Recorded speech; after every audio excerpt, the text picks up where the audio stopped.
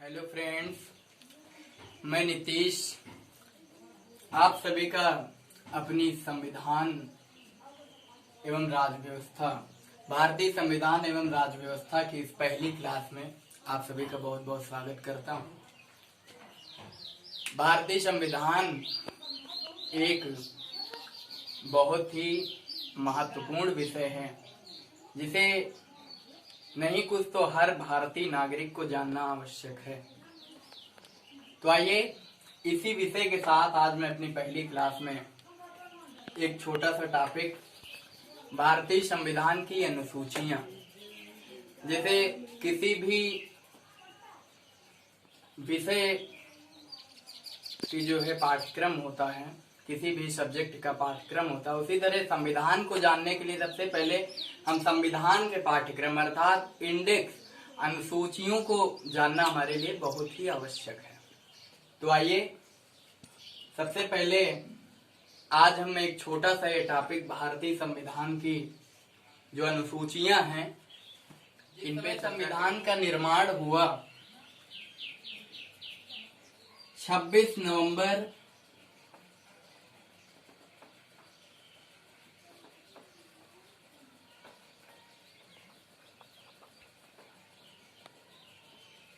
1949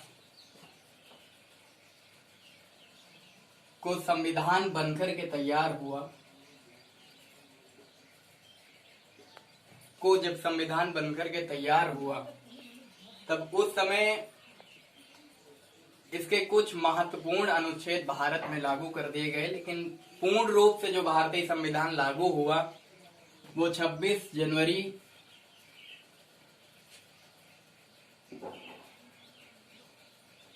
1950 को लागू हुआ।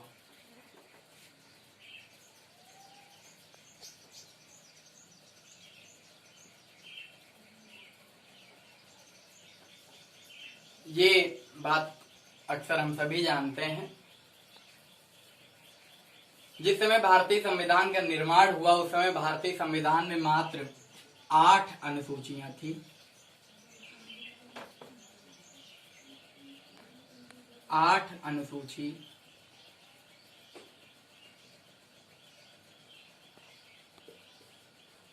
संविधान के निर्माण के समय थी।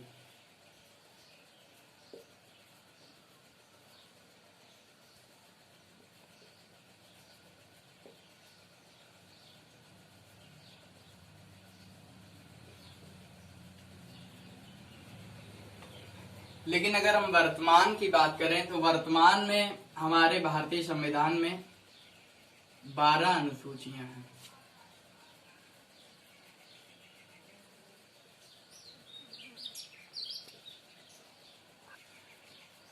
निर्माण के समय 8 थी, लेकिन वर्तमान में 12 अनुसूचियां हैं।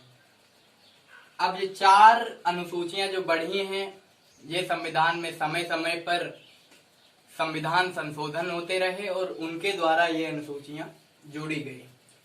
तो आइए हम एक एक करके देखते हैं कि 12 अनुसूची के विषय वस्तु क्या है जिसके तहत भारतीय संविधान को डेवलप किया गया, बनाया गया। तो आइए एक एक अनुसूची देखते हैं। प्रथम अनुसूची,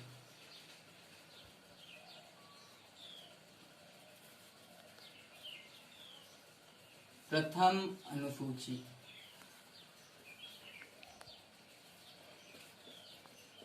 प्रथम अनुसूची में क्या है? प्रथम अनुसूची में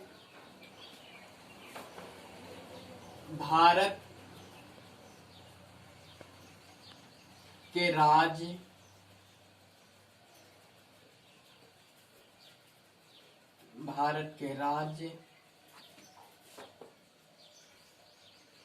संघ राज्य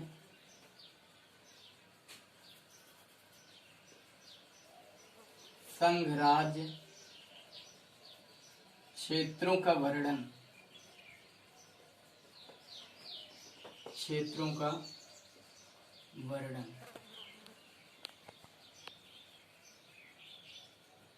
है। चाहे प्रथम अनुसूची हो, चाहे प्रथम भाग हो, चाहे अनुच्छेद 1 हो, सभी में सबसे पहले भारत राज्यों का संघ है, यही बात बताई गई। भारत के राज्य, भारत में कितने राज्य हैं? वर्तमान समय में भारत में 28 राज्य हैं, 8 केंद्र शासित प्रदेश हैं। इन सबका विस्तार से वर्णन इसी भारतीय संविधान की प्रथम अनुसूची में विस्तृत रूप से दिया गया है। किसकी क्या सीमाएं हैं, किसका क्या एरिया है, किसकी क्या पॉपुलेशन है, पूरी बात इसी प्रथम अनुसूची में भारत के राज्य संघ एवं राज्य क्षेत्रों का वर्णन किया गया। अब नंबर 2, द्वितीय अनुसूची। द्वितीय अनुसूची में क्या है?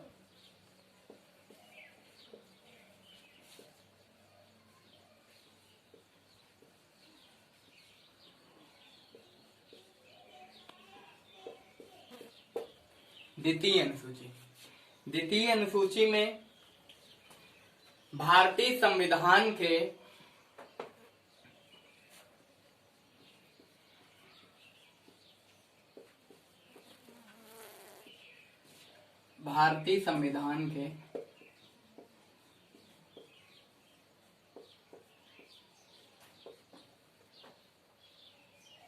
जो महत्वपूर्ण पद हैं, के जो पद हैं, पद अर्थात जो संवैधानिक पद हैं, जिनका वर्णन संविधान के अंतर्गत किया गया है, जैसे राष्ट्रपति,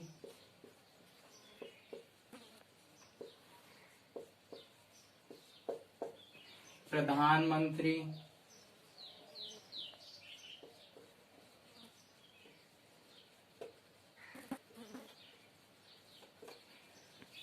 लोकसभा के संवैधानिक पद, लोकसभा के संवैधानिक पद, राज्यसभा के संवैधानिक पद, राज्यसभा, विधानमंडल अर्थात विधानसभा एवं विधान परिषद के वैधानिक पद, मंडल, उच्चतम एवं उच्च न्यायालय, उच्चतम एवं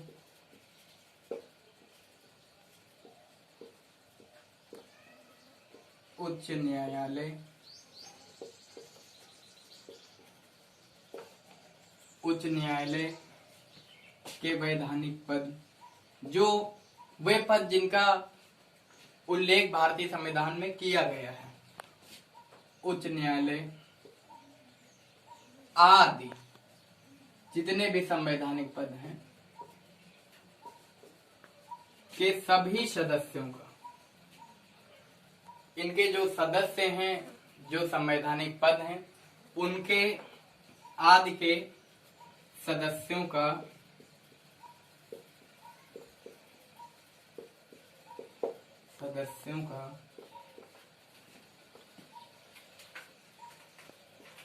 वेतन, भत्ता,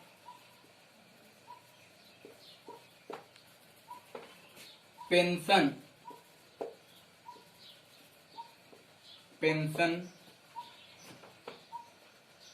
का उल्लेख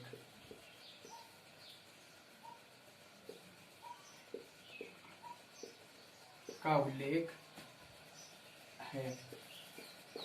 तो ये हमारी दूसरी अनुसूची रही। द्वितीय अनुसूची, भारतीय संविधान के जितने भी संवैधानिक पद हैं, राष्ट्रपति, प्रधानमंत्री, लोकसभा, राज्यसभा, विधानमंडल, विधानमंडल अर्थात कुछ राज्यों में विधान परिषद भी है, तो विधान सभा और विधान परिषद के सदस्यों का उच्चतम यानी सुप्रीम कोर्ट और हाई कोर्ट के जो न्यायालय हैं, मुख्य न्यायाधीश हैं, न्यायाधीश हैं, सीएजी है, चुनाव आयोग के सदस्य हैं, सभी सदस्यों के वेतन, भत्तों एवं पेंशन के बारे में उल्लेख तीसरी अनुसूची देखते हैं। क्या है तीसरी अनुसूची? तीसरी अनुसूची में जितने भी संवैधानिक पद हैं, जब उनका कार्यकाल शुरू होता है तो कार्यकाल शुरू होने से पहले वो शपथ लेते हैं भारतीय संविधान की, कि मैं भारतीय संविधान में शपथ का उल्लेख किया गया है, इनकी शपथ, यानी कि शपथ इसलिए लेते हैं कि वो अपने कर्तव्यों का, अपने कृत्यों का निर्वहन ठीक तरह से कर सकें। ये भारतीय संविधान में उल्लेख किया गया है। चाहे राष्ट्रपति हो, चाहे प्रधानमंत्री हो, कोई भी अगर जब उसका चुनाव होता है, जब वो सत्ता में आता है तो सबसे पहले शपथ लेता है। तो उस शपथ का वर्णन तीसरी अनुसूची में किया गया है। अर्थात अगर कभी पूछे कि भारतीय संविधान की किस अनुसूची में संवैधानिक पदों की शपथ का वर्णन है, तो सीधे तीसरी अनुसूची में सभी संवैधानिक पदों की शपथ का वर्णन दिया गया है।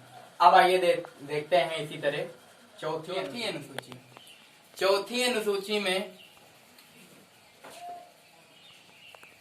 विभिन्न जो राज्य हैं, विभिन्न राज्य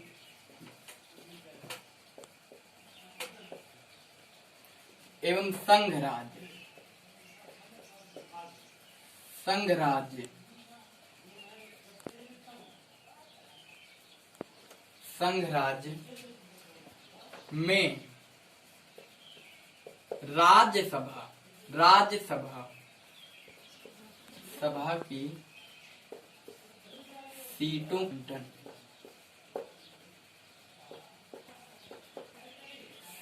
का आवंटन। चौथी अनुसूची है राज्यसभा संसद का उच्च सदन है। इसका निर्वाचन अप्रत्यक्ष होता है। अप्रत्यक्ष का मतलब यानी कि अप्रत्यक्ष रूप से जो हम विधायक चुनते हैं वो राज्यसभा के सदस्यों को चुनते हैं। तो विभिन्न राज्य में कितनी सीटें होना चाहिए, संघ राज्य में राज्यसभा के कितनी सीटें होना चाहिए, इनका वर्णन चौथी अनुसूची में मिलता है।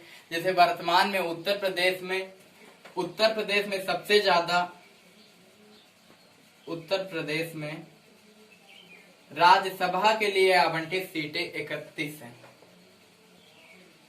31 हैं, सीधे सीधे सबसे ज्यादा सीटें हैं राज्यसभा के लिए। तो चौथी अनुसूची बस इसी से है कि जो राज्यसभा है, राज्यसभा की सीटों का आवंटन कि किस राज्य में राज्यसभा की कितनी सीटें होनी चाहिए। आइए अब देखते हैं पांचवी अनुसूची में अनुसूचित जाति यानी एससी, जनजाति एसटी, उनके जो क्षेत्र हैं, जो भारत के, उनके क्षेत्रों में शासन एवं उनका विशेष। अगर कभी पूछा जाए कि किसी भी क्षेत्र को अनुसूचित जनजाति या जाति का क्षेत्र घोषित करने का अधिकार किसे है, तो हमारे राष्ट्रपति महोदय को है। तो पांचवी अनुसूची अनुसूचित जाति एवं जनजाति के क्षेत्रों का शासन एवं विशेषाधिकार, बस पांचवी अनुसूची।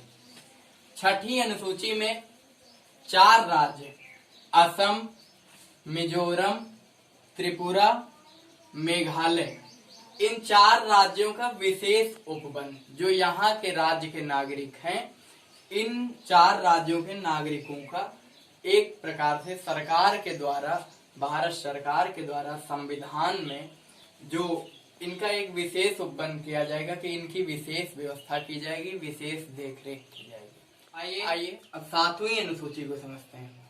7वीं अनुसूची में केंद्र एवं राज्यों के बीच के संबंध को स्थापित किया गया है। 7वीं अनुसूची में केंद्र एवं राज्यों के बीच जो संबंध है वो कैसा होना चाहिए, ये बताया गया है 7वीं अनुसूची में। इस अनुसूची के तहत अपने अपने विषय दिए गए हैं, जिसपे केंद्र सरकार अपना मत दे सकती है, अपना कानून बना सकती है, राज्य सरकार अपना बना सकती है। किन्हीं किन्हीं विषयों पर दोनों अपनी सहमति से जो है मत दे सकते हैं, कानून बना सकते हैं। तो 7वीं अनुसूची में केंद्र एवं राज्यों के बीच संबंध को दर्शाया गया है कि कैसा संबंध होना चाहिए। इसके तहत 7वीं अनुसूची के तहत 3 सूचियां जारी की गई हैं भारतीय संविधान में, जिसमें नंबर 1 है संघ सूची, नंबर 2 है राज्य सूची, नंबर 3 है संवर्ती सूची। संघ सूची में केवल जो संघ सूची के विषय हैं, संघ सूची में संविधान निर्माण के समय 97 विषय थे, लेकिन वर्तमान में भारतीय संविधान के 7वीं अनुसूची के संघ सूची के विषय में वर्तमान में 100 विषय बताए गए हैं। 100 विषय हैं। नंबर 2 राज्य सूची, जिस समय संविधान का निर्माण हुआ उस समय राज्य सूची में 66 विषय थे, लेकिन वर्तमान में इससे 5 विषय घट गए हैं। इसमें जो है वर्तमान में 61 विषय हैं। वर्तमान विषय 61 हैं। समवर्ती सूची में 47 विषय थे संविधान निर्माण के समय, लेकिन वर्तमान में इसके विषय की संख्या है 52 विषय हैं समवर्ती सूची में। तो संघ सूची, राज्य सूची, समवर्ती सूची। संघ सूची ऐसी सूची है जिस पर दिए गए विषयों पर कानून केवल केंद्र सरकार बना सकती है। राज्य सूची के विषयों पर कानून राज्य की सरकारें बना सकती हैं। समवर्ती सूची के जो 52 विषय हैं, इन पर राज्य एवं केंद्र दोनों सरकारें अपना कानून बना सकते हैं, यानी दोनों मिलकर अपना कानून बना सकते हैं समवर्ती सूची पर। हाँ, एक बात और, ये जो समवर्ती सूची है ये हमारे देश के संविधान में ऑस्ट्रेलिया से ली गई है। ऑस्ट्रेलिया के संविधान से समवर्ती सूची को भारतीय संविधान में मिलाया गया। ऑस्ट्रेलिया से प्रभावित है समवर्ती सूची।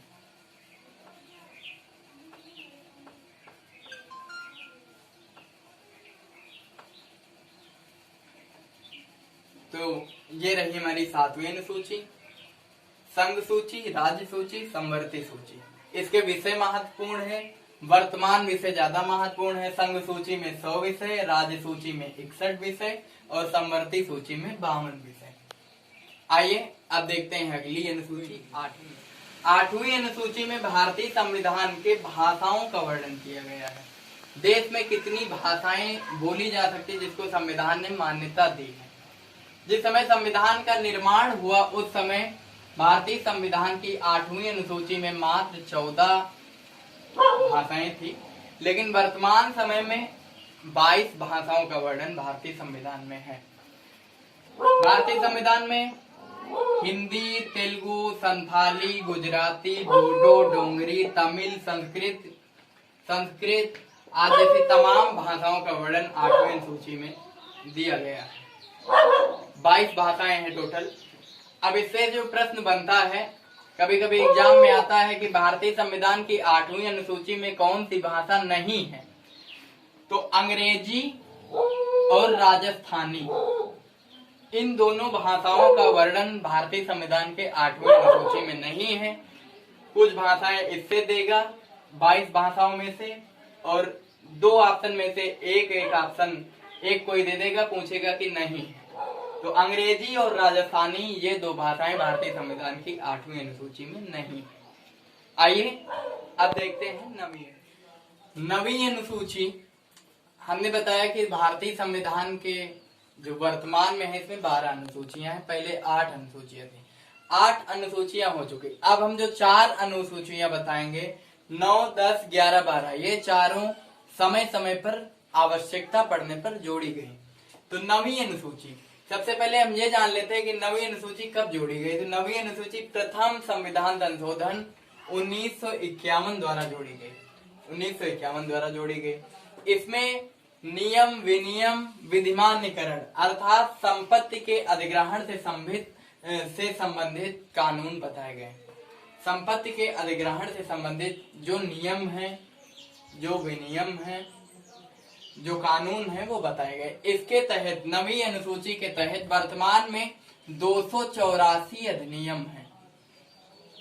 284 अधिनियम है 9वीं अनुसूची के तहत, जो संपत्ति के अर्जन से संबंधित, संपत्ति के अधिग्रहण से, इन्हीं पर 284 अधिनियम 9वीं अनुसूची में वर्णित है। इन्हीं से वर्तमान समय में जो संपत्ति संबंधी जो कानून है उनका जो है 9वीं अनुसूची में प्रावधान है। संपत्ति का अधिग्रहण हमें कैसे करना है, सरकारें कैसे करती हैं, किस नियमों द्वारा करती हैं, उन्हीं का नियम जो प्रथम संविधान संशोधन 1951 द्वारा 9वीं अनुसूची जोड़ी गई, जिसमें संपत्ति के अधिग्रहण से संबंधित महत्वपूर्ण बातों की विवेचना की गई है। अब आइए देखते हैं 10वीं अनुसूची। 10वीं अनुसूची दल बदल कानून। अक्सर देखते होंगे कि कई लोग होता क्या है कि कभी दूसरी पार्टी में, कभी दूसरी पार्टी में, कभी तीसरी पार्टी में, तो ऐसा नियम भारतीय संविधान में कर दिया गया है। 10वीं अनुसूची 52वें संविधान संशोधन द्वारा 1985 में राजीव गांधी जी की सरकार द्वारा जोड़ी गई। इसमें दल बदल कानून बताया गया कि अगर आप अपनी इच्छा से दल की सदस्यता को त्यागते हैं, दल से निकलते हैं, तो आपकी जो सदस्यता है वो रद्द मानी जाएगी। अगर कोई व्यक्ति अपनी इच्छा से एक पार्टी से दूसरी पार्टी में चला जाता है तो उसकी उस दल की सदस्यता स्वतः समाप्त हो जाती है। लेकिन इसमें भी एक नियम है कि यदि किसी पार्टी के कुल सदस्यों का 1/4 सदस्य दल बदल करते हैं, दल परिवर्तन करते हैं, एक पार्टी से दूसरे पार्टी में जाना चाहते हैं, तो वो इस दल बदल कानून के दायरे में नहीं आते हैं, वो इस दल बदल के कानून में नहीं आते। 1/4 सदस्य यदि दल बदलते हैं तो वो इस दल बदल कानून के दायरे में नहीं आते। आइए देखते हैं आगे 11वीं अनुसूची। आइए देखते हैं 11वीं अनुसूची। 11वीं अनुसूची में ग्राम पंचायतों का बारे में उपबंध किया गया है। ग्राम पंचायतों का उपबंध 11वीं अनुसूची में किया गया है। ये अनुसूची 11वीं अनुसूची 73वां संविधान संशोधन 1992 द्वारा संविधान में जोड़ी गई। 73वां संविधान संशोधन 1992 द्वारा जोड़ी गई, जिसके तहत ग्राम पंचायतों का उपबंध बताया गया है।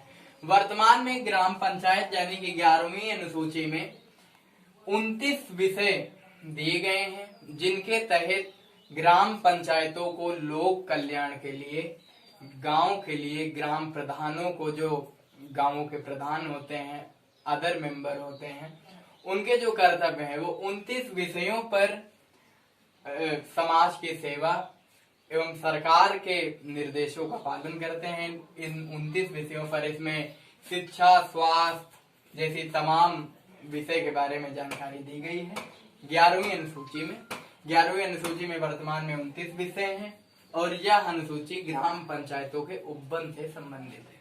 आइए नेक्स्ट देखते हैं 12वीं अनुसूची। 12वीं अनुसूची में नगर पालिकाओं का उपबंध है। नगर पालिकाएं, नगर निगम, नगर पंचायत यानी कि जो नगरीय क्षेत्र होते हैं उनके बारे में उपबंध किया गया है 12वीं अनुसूची में। 12वीं अनुसूची नगर पालिकाओं के उपबंध से संबंधित है, यानी कि नगर पालिकाएं वगैरह जो अपना काम करेंगी वो इस अनुसूची के तहत करेंगे। ये अनुसूची 74वां संविधान संशोधन 1992-93 92-93 का मतलब ये कि 92 में बनी और लागू हुई 93 में, तो 74वां संविधान संशोधन द्वारा ये जोड़ी गई 1992-93 सत्र में। वर्तमान में 12वीं अनुसूची में 18 विषयों का उपबंध किया गया है, जिसके तहत नगर पालिकाएं समाज की सेवा करती हैं। तमाम इसमें 18 विषय दिए गए हैं। इसके तहत समाज की सेवा एवं सरकार के निर्देशों का पालन नगर पालिकाएं, नगर निकाय जितने भी हैं वो करते हैं। तो ये रही हमारी भारतीय संविधान की 12वीं अनुसूची। आशा है कि आप लोगों को पसंद आएंगी। तब तक के लिए धन्यवाद। मिलते हैं कल फिर इसी तरह के एक नेक्स्ट टॉपिक के साथ भारतीय संविधान। धन्यवाद।